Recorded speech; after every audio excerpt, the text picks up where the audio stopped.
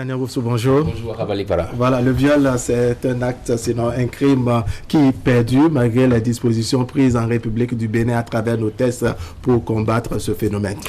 Oui, le constat est fait et les chiffres sont très évocateurs, illustratifs de ce que le crime de viol devient récurrent au Bénin. Et il vous suffit de parcourir le dossier rôle de ces criminels dans les TPI pour vous en rendre compte.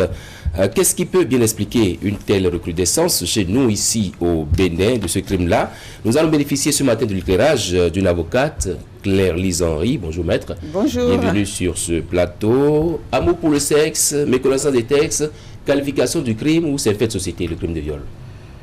Ben, écoutez, le crime de viol, c'est une préoccupation. C'est une grande préoccupation d'abord pour notre association. Je vais vous parler rapidement de l'association des femmes avocates du Bénin qui se bat au quotidien pour arriver à la tolérance zéro pour les crimes de viol.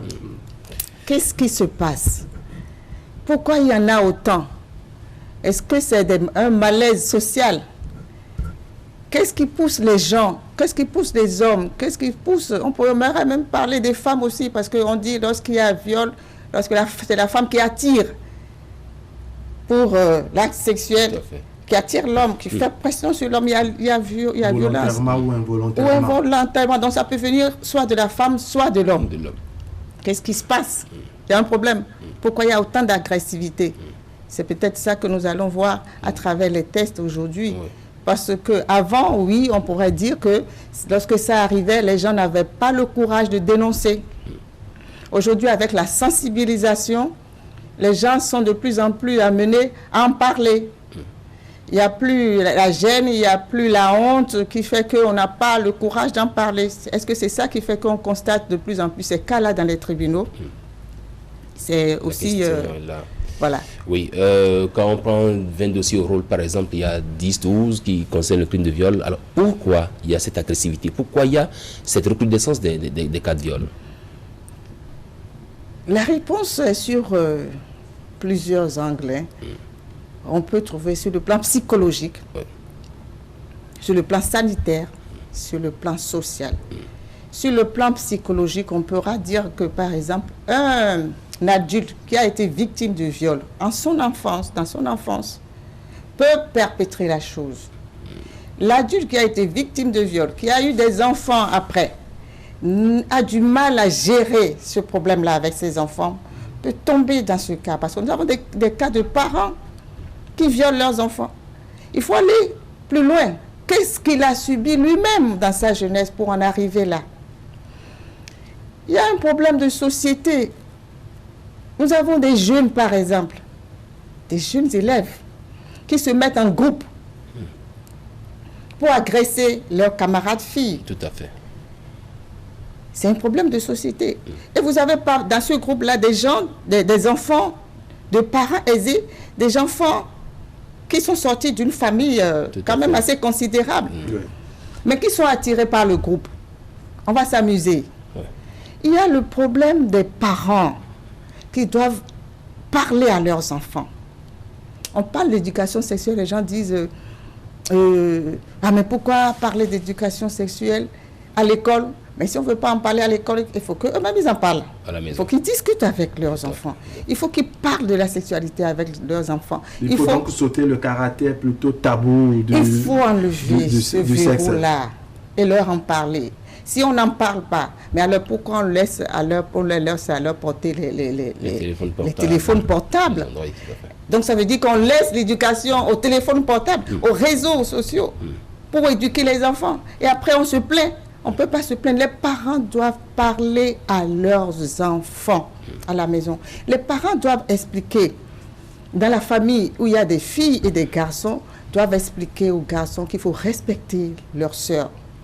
Aujourd'hui, on donne plus de valeur aux garçons qu'aux filles. Et il y a des propos qu'on tient devant les enfants contre les filles qui valorisent les garçons. Et après, lorsque le garçon se retrouve devant une fille, n'a plus le respect pour le corps de la fille et s'amuse avec, il faut que les parents se posent la question. Les parents, trouvez le temps de discuter avec vos enfants en toute simplicité, sans arrière-pensée.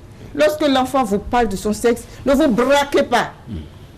Allez-y, parlez-lui, expliquez-lui avec les mots qu'il faut, selon sa sensibilité pour que l'enfant comprenne mieux. Quand il sera dehors, il n'ira pas chercher la réponse. Il aura déjà trouvé la réponse à la maison.